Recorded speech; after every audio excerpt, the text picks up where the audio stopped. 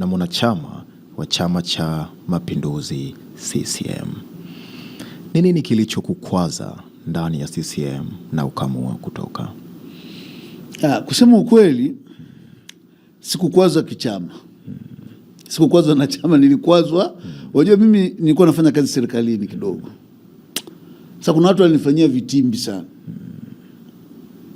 Sasa unajua serikali ni ya Chama cha Mapinduzi. Sasa ile harassment ya pale niliyopata kwenye ile wizara ilikera sana.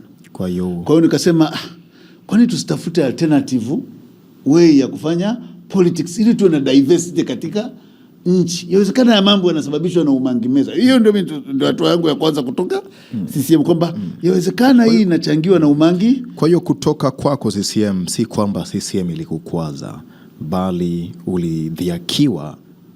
Yani kitu kilicho ni prompt kufeel kwamba I have to go for an alternative politics. Kila kitu nilichokiona, yani unajua ukifanya kazi serikalini kuna vitu na observe. Moja ya vitu nilivyokuwa nikiobserve ni kwanza watu wanapanda vyeo kwa sababu wamekaa siku nyingi, sio kwa sababu ana akili au anajua kazi anafanya. Ni kwamba Odeba ndo aliingia wa kwanza kwenye hii chumba. Kwa hata kama you are a dull dumb folk just sleeping using your saliva, umelala mezani, wewe ndio unapanda. Ni kitu gani hasa hicho kilichokukera? Unakuta you advise thing. Unajua tatizo langu nilianza kidogo private ndo nikaingia. Sasa you try to advise thing, alafu unakuta unapomwandikia mtu ile aspect au ile project unaofikiri kwamba itakuwa na tija katika jambo fulani, mtu anaikataa tu summary, alafu kwa kukukebei.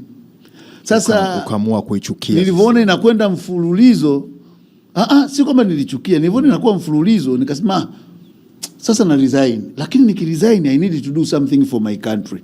Kwa sababu mimi always I will think kwamba nifanye nini kwa taifa langu.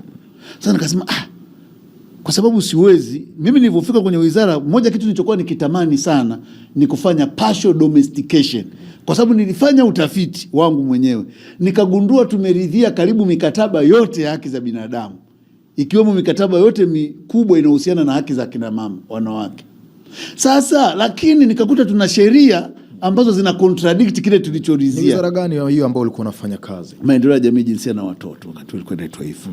Sasa nikakuta kwamba kuna sheria nyingi ambazo sisi nchi tulikuwa mbele zaidi ya matakwa ya nini? Ya kimkataba. Lakini tunatumia gharama nyingi kwenda New York. Unaandika report voluminous. Sasa nikaanza kumwambia bosi wangu, huko tunakwenda siko. Tufanye partial domestication. Basi nikaandika, I spent about 6 months working on that. Nikajaribu ku-identify yale maeneo, sasa ghafla nikakuta ile folder yangu imekuwa dumped chini na kanyagwa. Asa yale mazingira nikaona kwamba I think this is not the right place. Nikatoka. Sasa nilivyotoka sasa nikajiuliza wapi else, sehemu gani nyingine naweza nikafanya kazi kama mchango wangu kwa nchi. Ndio nikasema no, we need to also foster alternative politics. Kwa hiyo nikachagua niende chama gani, ndio nikachagua kwenda Chadema. Nini hasa kwa kifupi sasa, mara baada ya kuona kwamba Chadema ndicho kilichokuwa chama alternative kwako na ukaenda Chadema, mara ghafla bin pu ukaondoka tena Chadema, kwa kifupi ni nini hasa kilichokutoa Chadema? Hapana, Chadema niliondoka kuepusha mgawanyiko. Kulitokea kutokuelewana kimsingi, na nilikuwa na influence na mwenzangu alikuwa na influence, lakini tulikuwa katika stage ambayo hatuwezi kuwa pamoja. It was up there but I was not a leader. Huyo mwenzako alikuwa nani? Si mrifai sasa kwa sababu hata yuko Chadema. Sasa si naomba nisitaje tena majina ya watu. Kwa hiyo sasa tukakaa pale, nilipoona ile hali nikajiuliza, kwa sababu baada ya kurudi kwenye upinzani, kwanza nilirudi nikachagua jimbo ambalo halina mpinzani. Kwa hiyo I spent about 5 to 7 years kujenga upinzani. Kwa hiyo it was something ambayo I felt kwamba nina wajibu wa kutunza. Kwa hiyo sasa nilivyoona ule mgogoro wetu unagawanyisha, unatugawa na uko katika hali mbaya, kwa sababu wengi walikuwa na suspect kwamba baba mimi ni pandikizi la serikali kwenye upinzani. Lakini ulikuwa? Sikuwa. Lakini kwa hiyo mimi nilichofanya kikubwa nikaomba nikashauriana na wenzangu, nikamwambia hapana, nyinyi mubaki. Mimi nitaenda kuanza upya tena. Ndipo nikajaribu kuangalia chama, ndo baadaye nikafikiri let me work with NCCR. Na nilienda na NCCR kwa sababu kwanza niliona kwamba hakina nguvu. Kwa hiyo ukaipe nguvu. Mtu hata fikiri kwamba labda I'm running for certain position. Kwa hiyo nikaona ni sehemu ambayo itakuwa rahisi mimi kwenda na kuonyesha uwezo nilionao. Kwa sababu always mimi napenda sehemu ambayo inanipa changamoto ni expose kile nilicho nacho. Kwa hiyo nikaenda NCCR. Baadaye NCCR nikafukuzwa.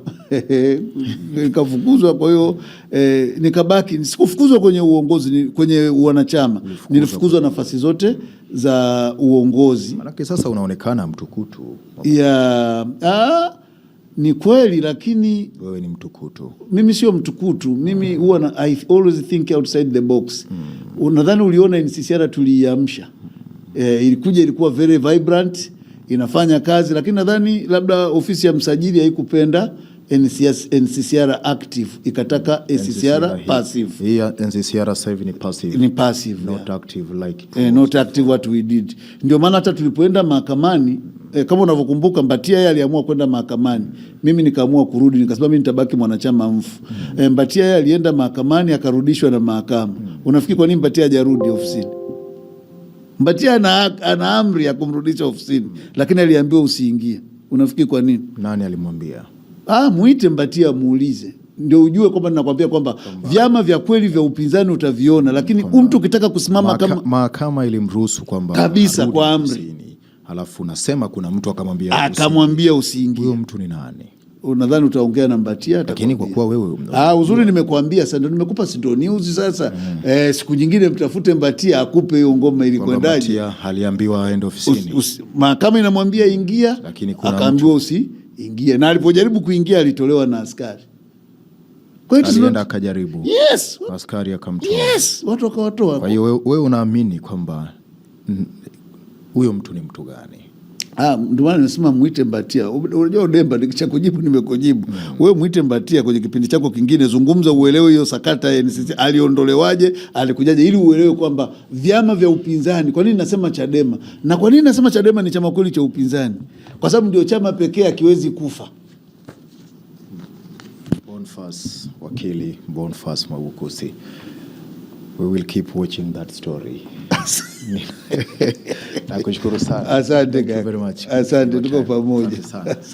Mtazamaji, huyo ni senior advocate wakili Boniface Mwabukusi, rais wa TL